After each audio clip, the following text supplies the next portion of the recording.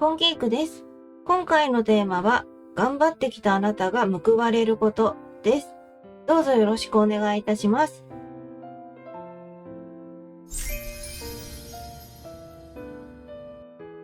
それでは3枚のカードをご用意しております。インスピレーションでお好きなカード、A、B、C の中からお選びください。ご自分の占い結果だけご覧になりたい方は、概要欄にチャプターをご用意しておりますので、そちらからご確認ください。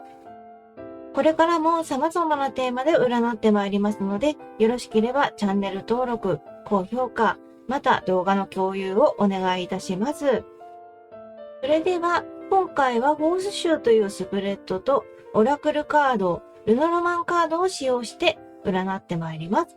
それでは、それぞれ占ってまいります。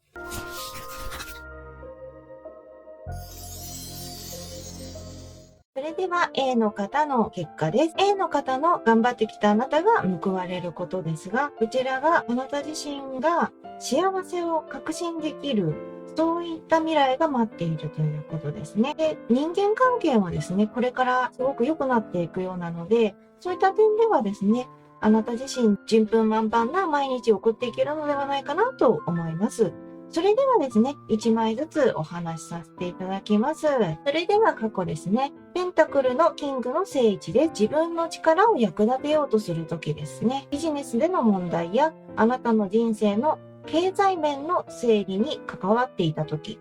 ということで、ですね、過去に関しては、まずはご自分自身がいろいろと自分のスキルだとか、そういった部分を自分のやってることだとか、周囲の人のためだとか、そういったところに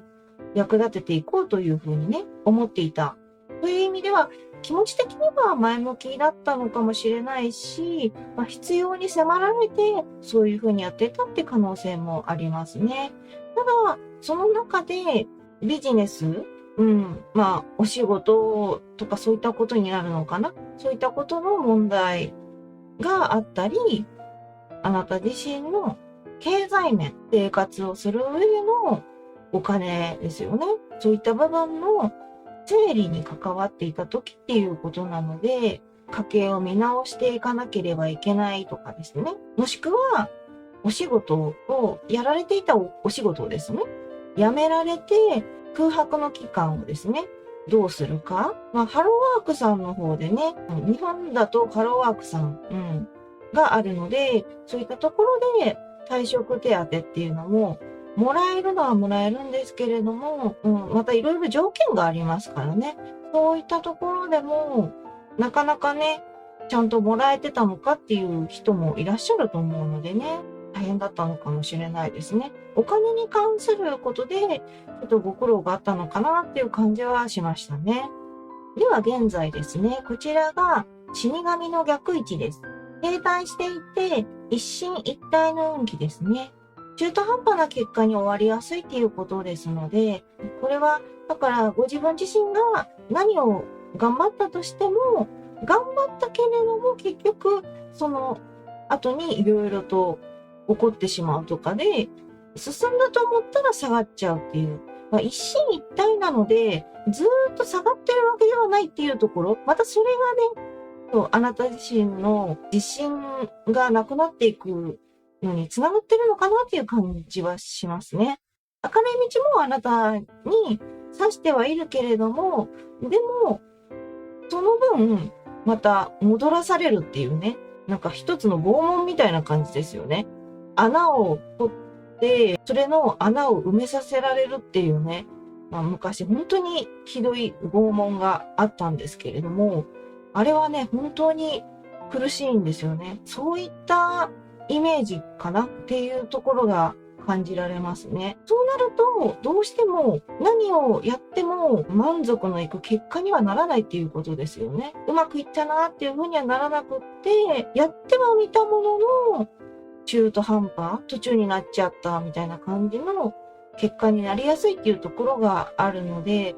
現在が特にね、あなた自身もお辛い状況なのかなっていう感じはしますね。ここは過去でね、お金のこととか心配があったと思うので、それはそれで辛いし、今もまた辛い感じになってるのかなっていうところがありますね。では未来ですね。未来がどうなっていくのかが、ワンドの3の逆位置です。先が見えない。予想通りにいかない辛さがあるということですね。心の余裕を失ってしまうっていうことなので、ちょっとね、まだまだあなた自身の光っていうのがね、見えてくる気配がないのかなっていう感じがするんですけれども、ただ未来に関しては、もちろんここからね、あなた自身が変えていくことができますので、これを聞いた上で、いろいろと対策を練ってみるっていうのでいいんじゃないかなと思うんですよね。先が見えないっていうことは、あなた自身がこれからどうしたらいいんだろうっていうことがわからないっていうことですよね。じゃあ、その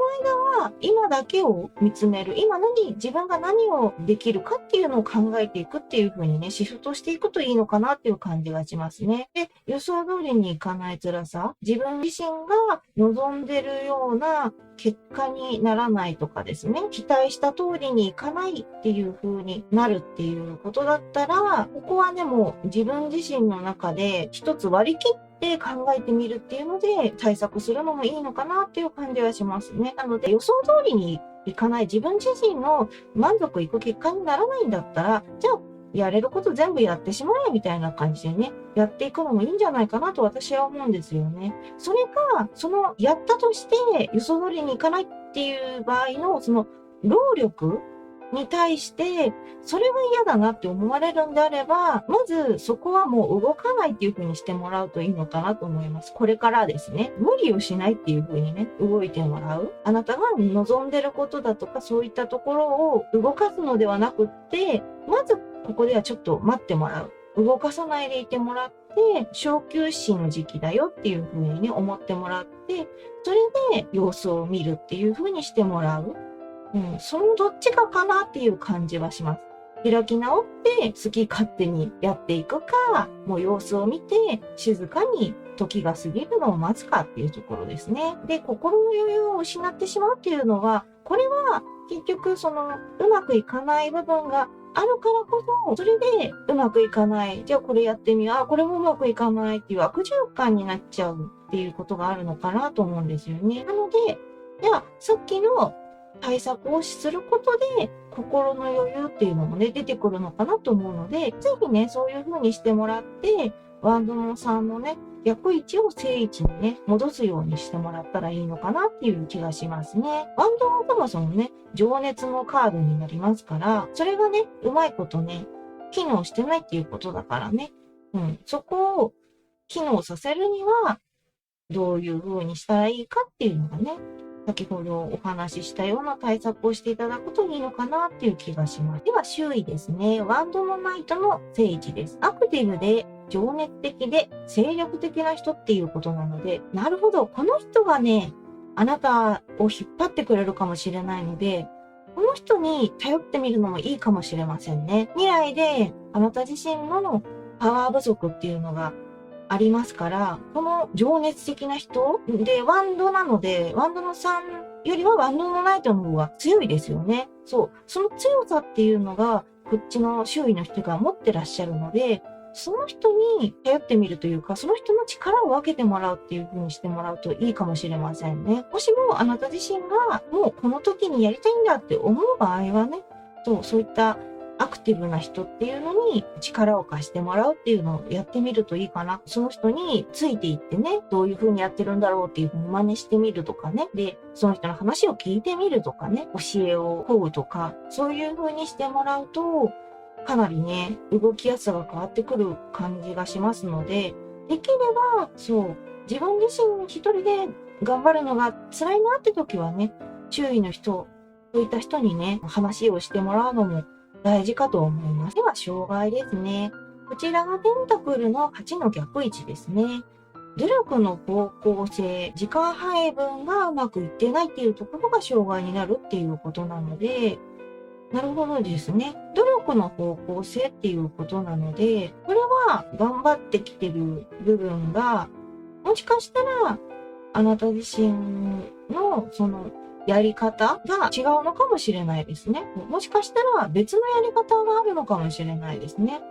これしかないって思ってやるんじゃなくって、他にもやり方があるんじゃないかっていう風にね、見てもらう。なかなかね、わかるんですよ。もうこれしかないと思ってね、こうってなったら、もうそこしか見えないっていうね、私もそういうタイプなので、で、さらに、心の余裕がなくなっちゃうと、もうそれしか見えなくなっちゃう。どんどんね、狭い方向に行っちゃうので、だから、努力を、まだ今、そうね、今もちょっと、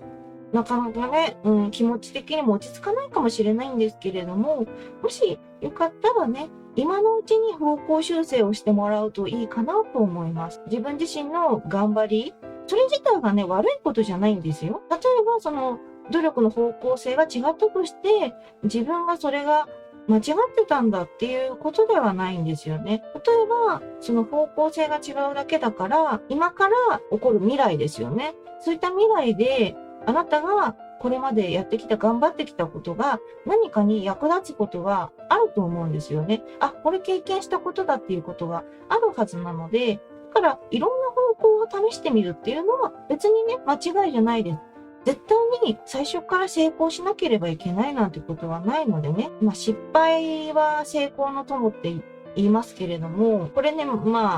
実は違う意味なんだよっていうのもよく言われるんですけれども、でもね、私たちは失敗をしたところで、それが最終的な成功に導くことができればね、全然いいと思うので、そっちの意味をね、採用したいなと思っております。だからね、失敗っていうか全然それはね、間違ってはないんですよっていうことですね。ただ方向性をいろいろ考えてみましょうっていうことです。で、時間配分ですよね。これもね、難しいですよね。もしも自分自身が、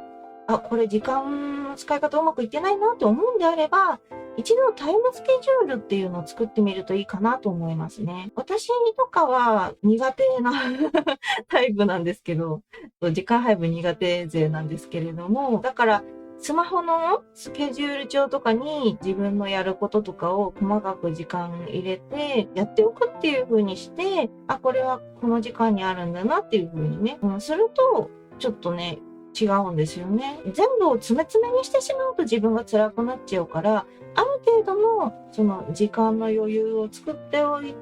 その中でうまいこと回していくっていう風にするといいのかなとは思うんですけど、私はスマホのスケジュールでやりますけど、もちろん手書きでね、タイムスケジュール作ってもいいと思うし、なんかね、自分がとにかく手に取るものとか、目に見えやすいものとか、そういったところに時間配分表とかをね、置いておくと違うのかなっていう気がしますね。それでいて、ちゃんと、ある程度、その作業とか、自分のすることとかが遅れがある場合もあるので、そういったイレギュラーな事態も想定しながら、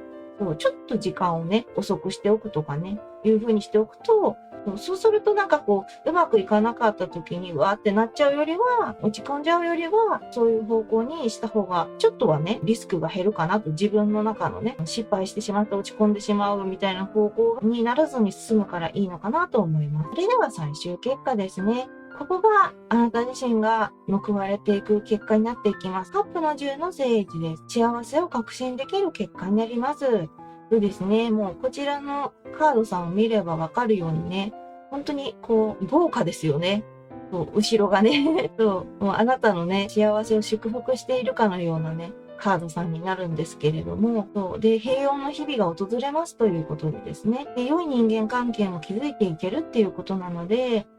やっとね、平穏の日々、あなた自身これまでね、お忙しかったり、お辛かったり、お金の苦労とか、自分のやりたいこと、頑張りたいことっていうのが、なかなかね、思うようにいかなかったりとか、そういった部分があったと思うんですけれども、もうそこがね、しっかりと終わって、これでやっとゆっくりできるっていう感じのね、癒しの時間を作っていけるんじゃないかなと思いますね。で、人間関係にも恵まれてますから、そうですね。周囲のところに出てきたね、あなた自身を引っ張っていってくれるようなね、ものすごく精力的な人、そういった人もいらっしゃるでしょうし、あなたのこの後ろにある花束のようにね、本当に包み込んでくれるような優しい人たちもね、あなたのそばにいらっしゃるのかなっていう気がしますので、だからそう、あなたの味方はたくさんいますよっていうふうにね、思っていただければなと思いますね。ここまでがね、すごく大変だったからね、この結果が出てきてよかったなと思います。もちろんね、さっきお話ししたように、未来の部分はね、今からあなた自身が変えることはいくらでもできるので、そう、そこからね、もっともっと良くなっていく可能性はあるから、そう、これからの部分を楽しみにしながら、どうやったらね、自分がより良い未来を目指せるかなっていう方向でね、考えてもらうといいかなと思いますね。どちらにしても、この時にはね、あなたの幸せっていうのはね、確定事項であるよっていうこと、そういったところが出ております。では助言ですね。バンドの2の正位置です。これまでの自分の頑張りを認めてくださいということですね。本当に、そう、その通りですよ。あなたはすごく頑張ってきましたよ。まずそれをね、自分で認めなければいけないです。他の人たちだってね、もしかしたらね、頑張ったねとかね、すごいねとか言ってくれるかもしれないけれども、そう、その前にまず自分がね、自分の頑張りを認めてあげないと、自分を愛してあげるって本当に大事なことです。そう、自分を肯定してあげることが何より大事ですからね。本当に大変なことがあったと思います。お辛いことがあったと思います。その中でね、もうずっとね、毎日を生きてきた。それがすごいことなんですよ。本当に当たり前のことじゃないので、それを頑張ってきたあなた、過ごしてきたあなたを、まずはね、自分で褒めてあげてくださいね。認めてあげてくださいね。そういったね、助言が出ております。では、オラクルカードですね。勇気です。自分がどこから来たのか、どれだけ遠くまで来たのかを忘れないよう、過去や未来に目を配り、まだやりたいことや達成したいことを考えましょうということでですね。もうこの言葉通りかなとは思うんですけれども、自分がこれまで頑張ってきたこと、そういったことはね、忘れないようにして、で、過去はね、あなたのその経験値っていうところですよね。何を経験してきたかに目を配っていく。で、未来は、これから自分がどうするか。で、先ほどお伝えした未来を少しでもね、良くしていくために、どうやっていこうかっていうふうに目を配っていく。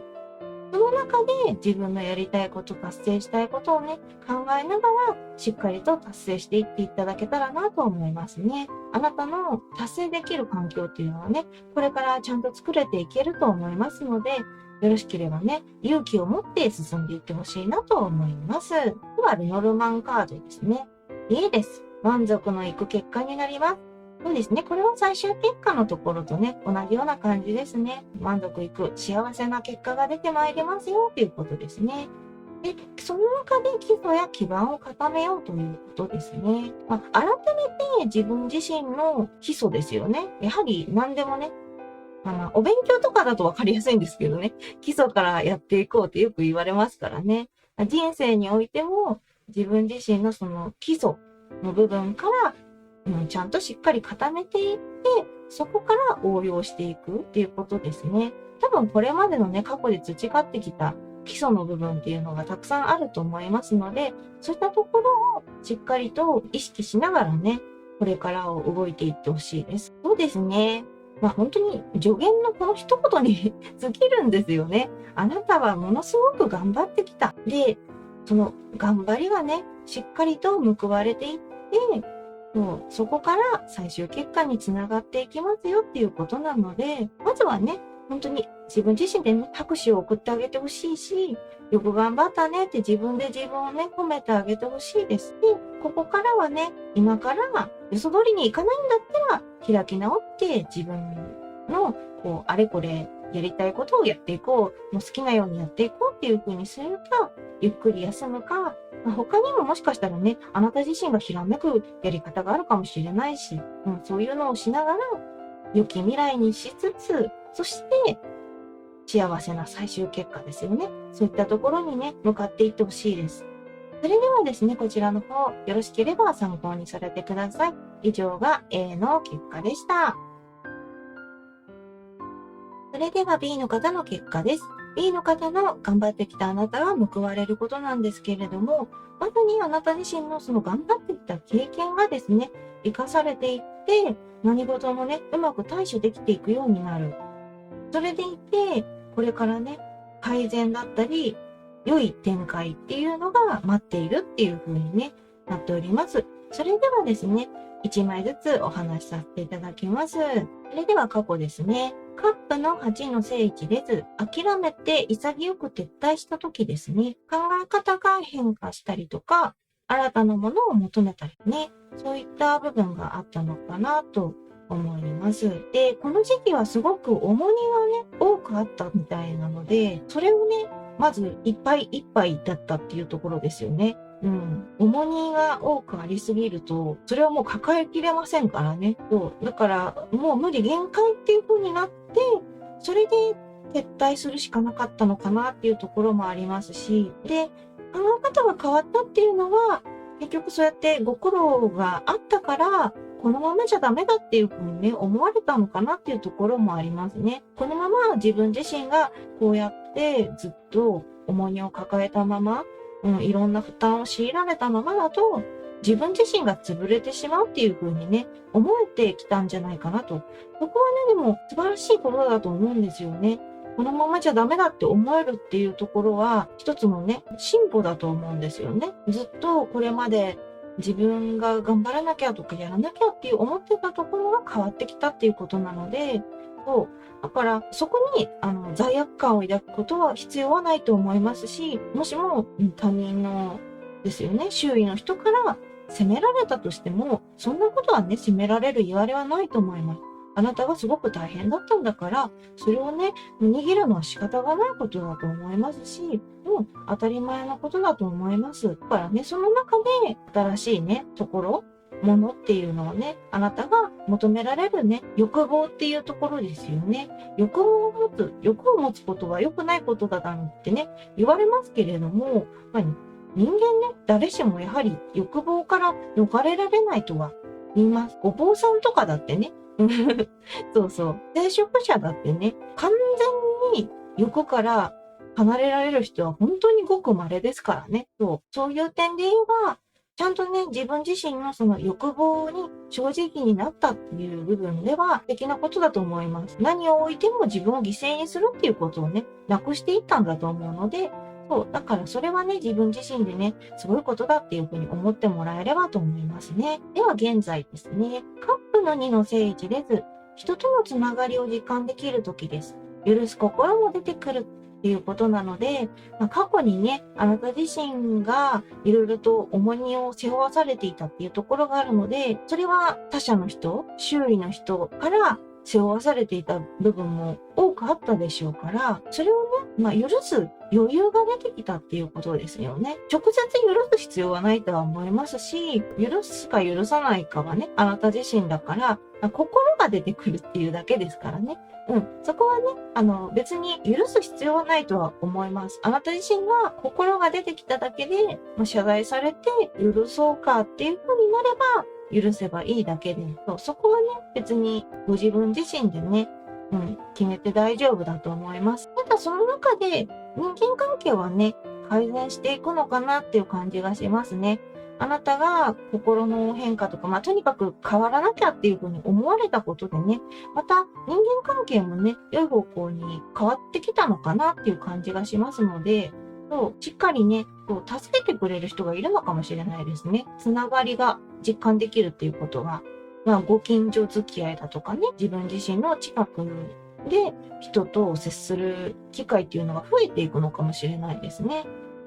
現在というか、現在につながる未来っていうふうに考えた方がいいのかなと思うので、もちろん今ね、そうじゃないっていう場合もあるし、これからね、また少しずつ人とのね、接し方っていうのも変わってくる可能性がございますね。どちらにしても良い方向に変わっていくっていうことです。では未来ですね。ソードのページの正位置です。弱さも含め自分を理解している。何事も冷静に切り抜けることができます。抜け目なく立ち回れますということで、ここがあなた自身のしっかりと過去から現在とか、これまでのね、経験ですよね。そういったところが活かさ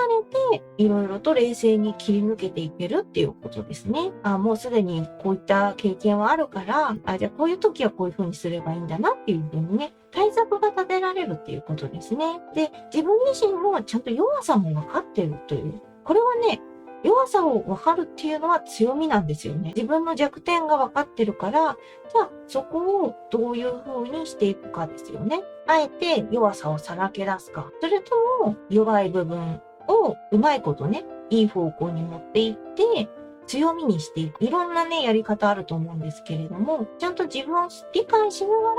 ら動いていけるっていうことなので、そうするとね、すごく立ち回りやすいですよね。動きやすいと思います。あなた自身の毎日の、生活っていうのがね、いろんなね、攻略方法が見つかっていくと思いますから、そういう点でね、堂々とね、進んでいけるんじゃないかなっていう感じですね。では、周囲ですね。カップの7の正位置です。背伸びしない会話ができる人ですね。自分の利益を考えて近づくとうまくいかないということでですね。まず、背伸びをしない会話ができる人っていうのは、もちろんあなたにとっていい人ですね。あえて、自分をよく見せようとしすぎて、失敗しちゃうっていうこともあると思うんですけれども、そういうことをしなくて、もう自分自身のそのままでいられるっていう人ですね。そういう人と、笑いながら、しっかりと楽しいお話もできるだろうし、こういったところは人とのつながりっていうことになるんでしょうかね。そういった面で、あなた自身のその人間関係っていうのもですね、すごくフランクな感じで接していくことができるのかなと思います。で、もう一つが、これはあなた自身に対して気をつけてくださいねっていう感じにはなるんですけれども、自分の利益ばかりを考えて、その人に近づいちゃうと、それに感づかれてね、うまくいかないっていうことですね。時にはね、やはりすごい人だっていうね、人がいらっしゃって、できればその人に対していろいろと、もらいたいっていうとおかしいけれども、その人から得たいなっていうね、ことがあると思うんですよね。でも、それで自分のもらう方向ばかりね、行ってしまって、その人のその利益とか、そういうことを何も考えずに自分ばっかりだっていう風になっちゃうと良くないっていうことですね。誰もがね、やはり損得を考えた時に自分が損するのは嫌じゃないですか。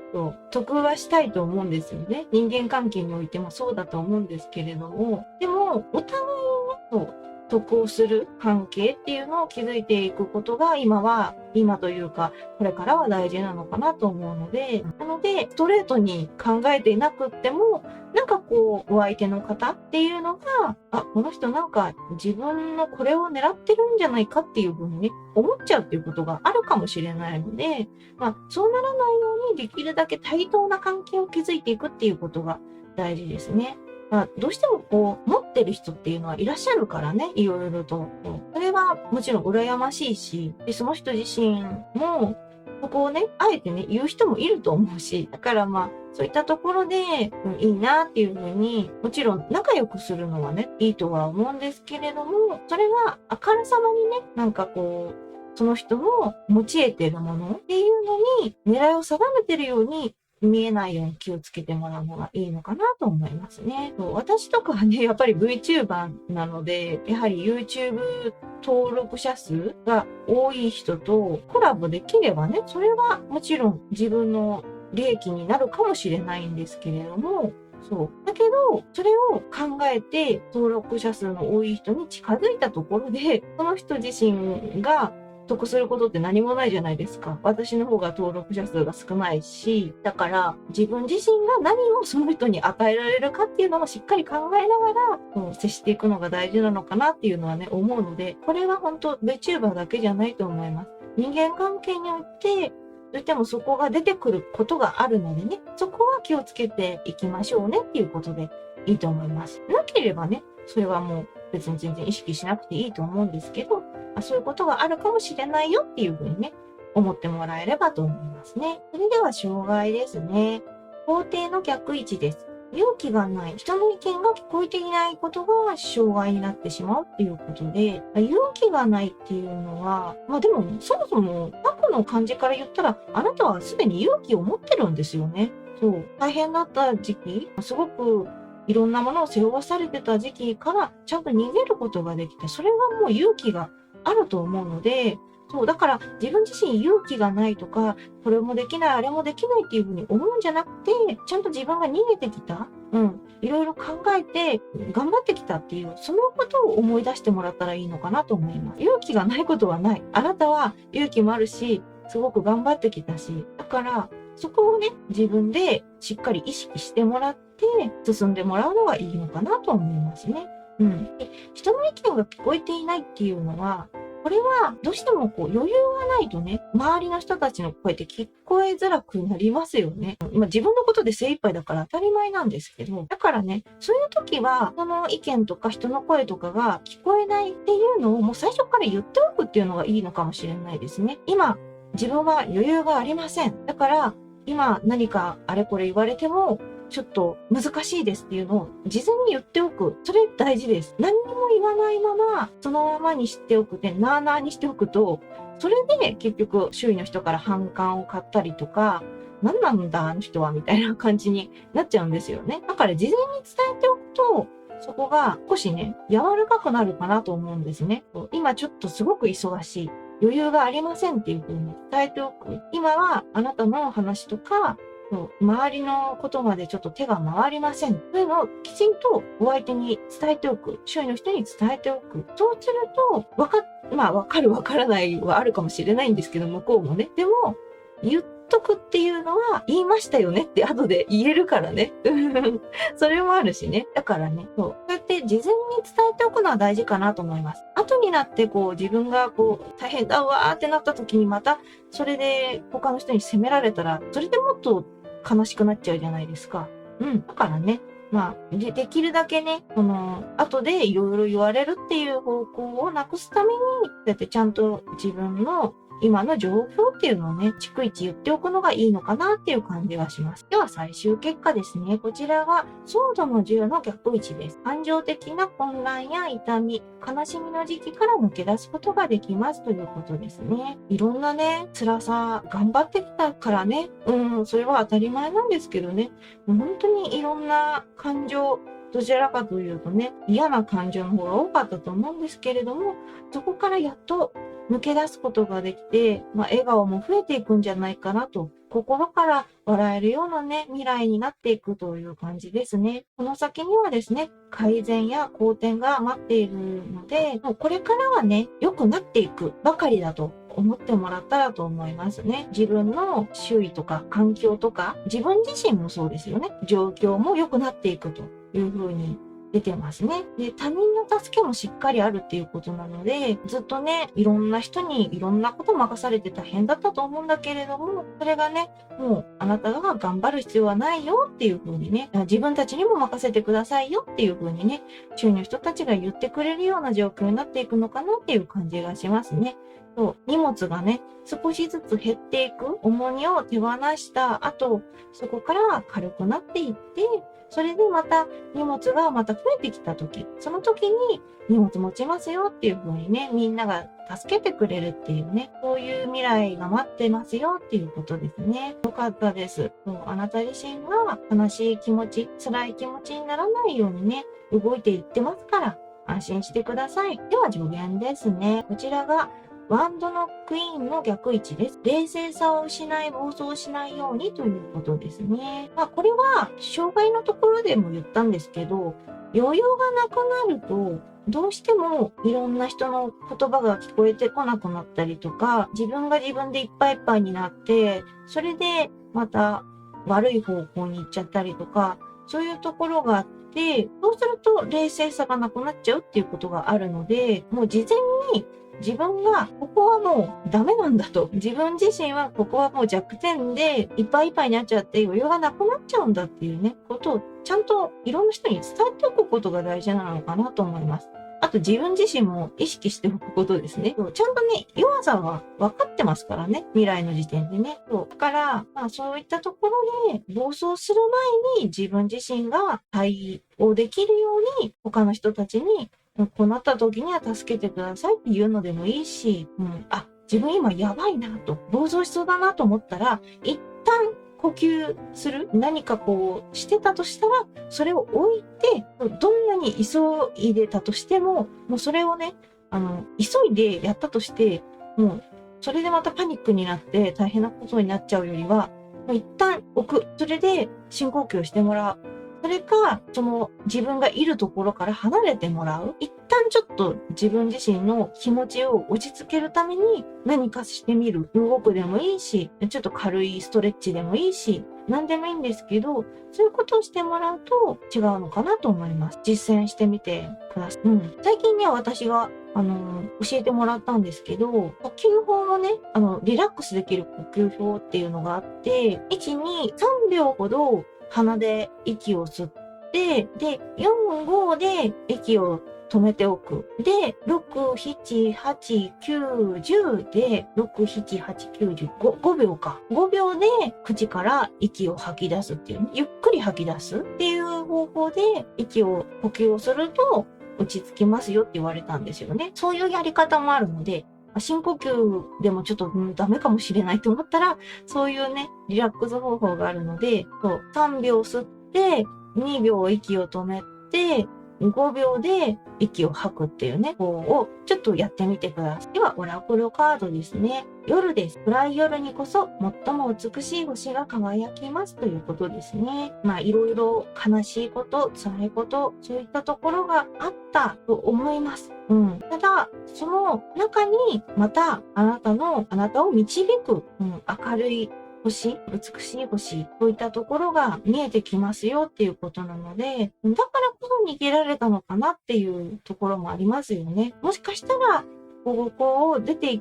くというか、逃げれば、また希望があるのかもしれないっていうふうにね、そういうふうにね、思えたからこそ、逃げたり、考え方が変わったり、新たなものを求めていったりとかできたのかなと思うので、これからはね、ずっとあなたの元にね、暗い夜が過ぎ去っていって、太陽ですよね。明るい光がね、常にあなたのところをね、照らしてくれますよっていう風にね、思っていただければと思います。では、ノルマンカードですね。鍵です。好転のきっかけを得ます。これは最終結果のところに繋がってくる感じがしますね。ちゃんとね、きっかけがあるっていうことですね。それが見つかるっていうことなので、それが周りを見渡せばヒントが近くにっていうことなので、本当にすぐ近くにね、あなたのその好転するための何かがあるっていうことですね。鍵ですからね、もうそのままなんですけどね。あなたのその新たな扉、明るい方向に行ける、その道筋を照らしてくれる扉っていうのをあなたが鍵を見つけて、鍵を開けて、ここからまた進んでいきますよっていうことですね。これからどんどん良くなっていきます。そうですね。いろいろとあなた自身が、まずね、抱えるものが多すぎたっていうのがね、大変だったと思うんですけど、そこからはね、しっかり逃げてこれたのかな。もしかしたらね、まだ追いかけてくる人たちもいるのかもしれないし、追いかけてくるものもあるのかもしれないし、だからこそ、今もね、なんだか苦しい気持ちを思ってらっしゃるのかなと思うんですけれども、だけど、これまでのその、頑張ってきたこと、苦労してきたことが、これからのその、経験としてね、しっかりと、いろんな何かアクシデントがあった時に対応できる、その対応力として、役立てるっていうところがあるので、本当に辛かったと思うし、ない方がいいに決まってるんですけれども、だけど、それがあったことによって、あなた自身の大きな力になってるのは間違いないので、もう過去はね、変えられないから、これから未来ですよね。変えていけますし、私がここで出した結果よりももっともっと良い方向に行く可能性もありますから、それでね、あなた自身が自分にね、勇気がある、すごい力があるっていうふうにね、思ってもらって、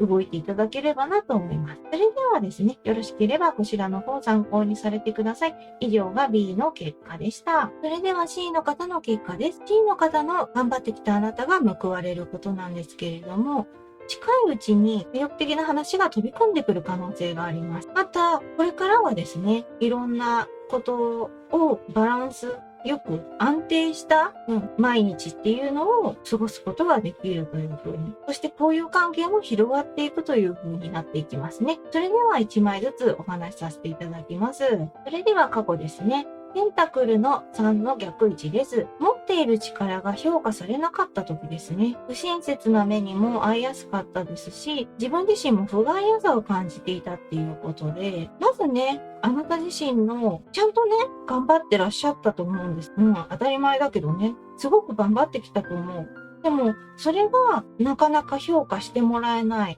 あなたの力にやってきたことに見合ったね、報酬とか得るものっていうのがなかったっていうことですよね。で、周囲にもあまり恵まれなかった感じなんですかね。すごくね、不親切なね、嫌な感じですよね。本当になんかあなたに対して、なんでそんなことするんだろうっていうくらいね。ひどい、言うなればね、あなたが困ってても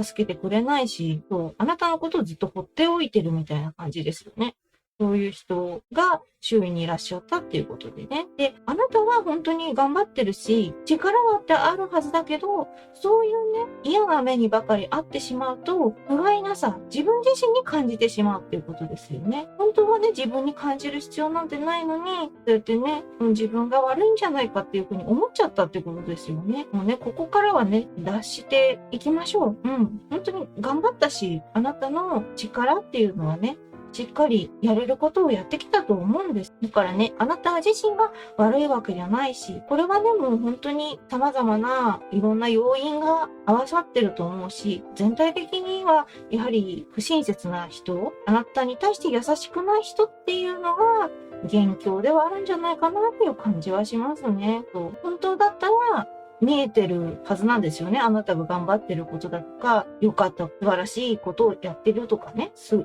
敵なことをやってるとか、すごいことをやってるとか、そういう風な部分見えてるはずなんだけど、それをあえて無視してるとか、そういうところもあるのかなっていう気がしますね。では現在ですね、カップのナイトの正位置です。ここから何かが始まる時ということで、現在と言っても、今すぐというよりは、未来にかけての現在っていう感じなんですよね。この現在っていうのはね。だからこれから何かが始まるっていうことで思っていただければと思います。で、魅力的な話が飛び込みやすいっていうことで、そうですね。これまでの辛い経験から一転して、あなたにとって利益になること、そういったところが舞い込んでくるっていうことで、良かったなと思いますね。本当に不親切な人とはね、しっかりもう縁を切るというか、離れてもらって、で、ちゃんとね、あなたのことを評価して、そういえばこういう話があるんだけどっていうね、素敵なお話を持ってきてくださるから、そういった方の話を聞くのがいいのかなと思いますね。で、始まるっていうのは、悪いことじゃないです。いいことが始まるっていう感じなので、ここからね、あなた自身もなんかワクワクするようなね、毎日がね、過ごせていけるんじゃないかなっていう気がしますね。では未来ですね。戦車の逆位置です。葛藤するときです。進まない部分がありますね。葛藤するっていうことは、何か選択肢がいろいろとあって、自分はどっちに進んだらいいんだろうなっていうところで、それで進めないっていうことがあるのかもしれないですね。本来だったら、戦車なので、思いっきりね、進むぞっていう感じでいけるんですよね。一気にもう自分のやりたいことに向かって突き進むっていうイメージなんですけど、それが、自分のやりたいことのためとか、もしかしたら別のやりたいことが見つかるとか、そういったところでいろんな道が見えてくるのかもしれないですね。だからどうしたらいいんだろうっていう風になっちゃうのかなと思うので、ここね、あえて焦らずに待ってみるのでもいいんじゃないかなとは思うんですよね。そうですよね。例えば、この日までに考えてくださいっていう話もあるかもしれないですからね。そこが難しいところではあるんだけれども、そう、期限がある話もあるからね。期限がある話とか選択肢とかもあるから、難しい部分ではあるんだけど、ただね、いきなりやはり焦らせてしまって、自分自身が焦ってしまって、それで決めたものが結局自分にとって良くないとかそういう風になるのは良くないかなと思うので、一度ね、持って帰って考えるっていうのは大事かなとは思うんですよね、何事もね。自分一人で決められない場合は、周囲の人で頼れる人がいれば、そういった人に相談するのでもいいですし、選択肢がたくさんあるとね、どうしてもいい未来をね、選びたいじゃないですか。魅力的な話がたくさんあったとして、その中でどれを選んだらいいかって、すごく悩むんだけど、その中で自分がどこに行けばいいかって、すごく本当に悩ましいと思う。葛藤しちゃうと思うんですけど、そういう時に自分一人でどうしても決められない時は、人に聞いてみるとか、それぐらいがしかないのかなとは思うんですけどね。なんか鉛筆とかでくじを引くっていうのもなんかね、違うような気もするけど、自分の手で掴み取るっていう感じで、自分自身で、決めてもらうのが一番いいとは思うけど、いろんな選択肢の中で、自分の中でこう、ビジョンが見える未来のね、最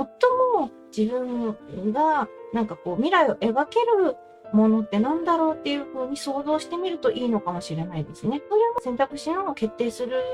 材料として使ってみるといいかもしれないです。では周囲ですね。カップのキングの逆位置です。言う話題がコロコロ変わる人ということで、これはね、あんまりよろしくないですね。そう。言うなれば仕事とかだったら上司にしたくないタイプの人ですよね。あれをやってって言ったと思ったら、いや、それやってって言ってないよね、みたいな感じで言ってくるタイプですよね。それに振り回されちゃうっていうことなので、この人は過去にも関わってそうな感じがしますね。もうこの人とはできるだけご縁はなくした方がいいんじゃないかなっていう気はしますね。あなた自身が疲弊しちゃうから、疲れちゃうから、この人と、同じ時間を共有したとしても、自分が苦しいだけだと思うし、この人の言うことを信じたところで、次にはまた別のことを言うって、すっごいストレスになりますよね。だからもう、この人と別れるとか、離れるんだったら、離れられた方がいいんじゃないかなって思います。そうですね。カップのキングか。そうですね。キングだから、どっちかっていうと、あなたよりは年長者とかなのかな。立場的に上とかそういう人の方が多い傾向にはありそうですね。そうですね。だからこの人の言うことは当てにしないのはもちろん大事ですし、できるだけ関わらないことが大事だと思います。では、障害ですね。こちらがソードのキングの正位置です。今だけを見て進めようとしていることが障害になるかもしれないということで、そうですね。これは未来のところでお伝えした、いろんな選択肢があって、悩ましいとか葛藤してしまうとかあるかもしれませんねっていうところ。ここが、さっきお伝えしましたけれども、未来を自分自身でいろんな選択肢の中でどこが具体的に自分の中で、いい未来が描けるかなっていうのを考えて動いてもらうと進めやすくなるかなと思います。あとは過去の経験をヒントにすることも大事っていうことですね。不遇な目にあったと思います。過去はね、自分自身のその理不尽なことっていうのが、そういったところで、苦労してきた、頑張ってきたことっていうのは、結果的には未来の自分を助けることってたくさんあるんですよね。できるだけそういう辛い目にあってほしくない。それはあるんですけれども、その起こってしまった辛いことっていうのは、結果的にはあなた自身のこれから、困った時とか、そういった時とかの処世術とか、対応力とか、そういったところに活かされるようになるので、そういった部分をね、ヒントにしながら動いてもらうと、進みやすくなっていくかなと思います。では最終結果ですね。こちらが節制の正位置です。交友関係が広がっていきます。節度を持ってことに当たることで周囲ともうまくやっていけます。臨機応変に立ち回れますということですね。節制はね、バランサーなので安定してるんですよね。日々が安定してるので、すごくね、毎日毎日ね、お祭り騒ぎみたいないい日ばかりっていうことではないのかもしれないけれども、ただ、あなたが穏やかに過ごせるっていう点では、節制のカードが出てきたっていうのはかなり大きいと思います。安定して、あなた自身が安心しながら過ごせる日々が待ってますよっていうことですね。で、この中で、あなた自身の交友関係も、これまではね、あなたに対して優しさのかけらもない人たちっていうのが多くいたっていうところがあるんですが、ここからはあなたにとって良い結果をもたらしてくれる、いい人があなたのそばにいてくださるっていうですね。で、あなたのこれまでのご苦労されてきた分ですね。それが経験値として生かされていくので、臨機応変に立ち回っていくことで、そこがまたね、称賛されていくような感じになっていくかなと思いますね。そういうふうに、そうね、大きな変化ではないかもしれないけれども、確実にあなたにとって良い結果をもたらしていくっていうことは間違いないかなと思いますね。それでは助言ですね。太陽の定位置です。人の真似をするより自分らしくいましょう。自分の常識で進めば OK ですということですね。迷った時に他者から意見を聞くのも一つの手ですよって伝えましたけれども、それは参考にするっていうことですからね。そうそう。人の真似をするっていうのは、ある人がこういう対応をしていて、その対応を真似すると、そういうことですよね。真似する。そうですね。そのまんまを、模して自分も動いていくっていうことですよね。そういうことじゃなくって、自分らしくやっていくと。で、あなた自身はしっかりとこれまでのご苦労されてきた、頑張ってきた分の経験値が高い、やれてきてる場数が違うっていうことでね、そういった面でも自分の調子で進んでいって全然 OK なんですよっていうことです。自分の頑張ってきたことがもうそれが武器になってるから、そこを自分自身で、そのままで OK だっていうふうにね、思っていただいて、で、進んでもらうと、それだけでね、全然周りの評価も違いますし、もうこれからはね、より良い方向に行くっていうことが分かってるので、だから、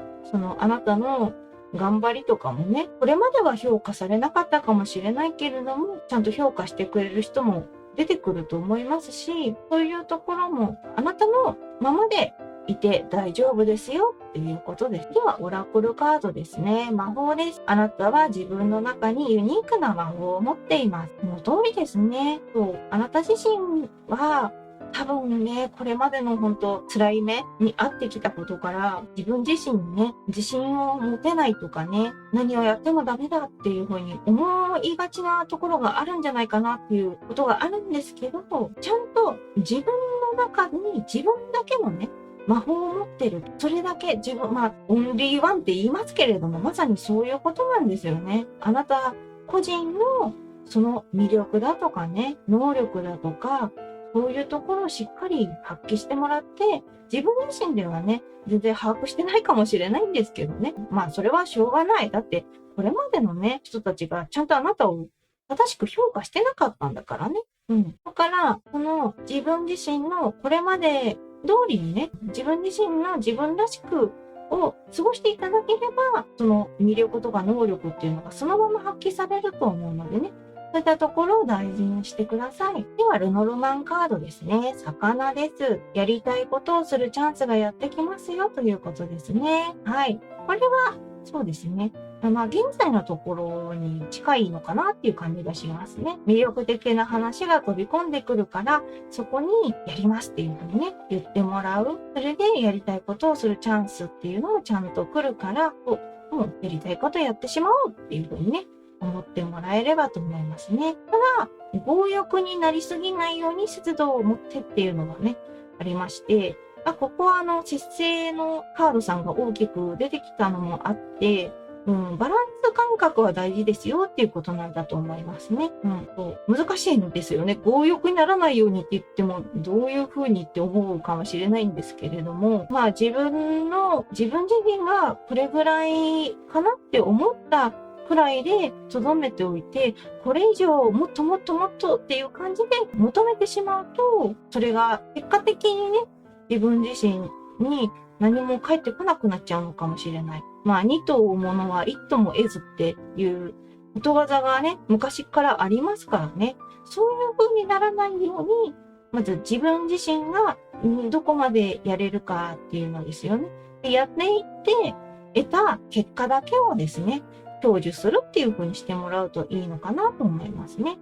そうですね。本当に過去がひどすぎる。あなた自身に対してひどい人が多すぎた。だから、あなた自身が自信持てないし、もう本当に悔しい思いいっぱいしてきたと思うんですよね。ただこれからはあなたにいい話があるよっていうね、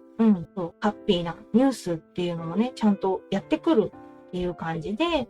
ここからはもっともっとね、本当人間関係もね、あまり良くなかったと思うんですが、これからは良くなっていくし、で、穏やかな日々を過ごせるようになると思いますので、よ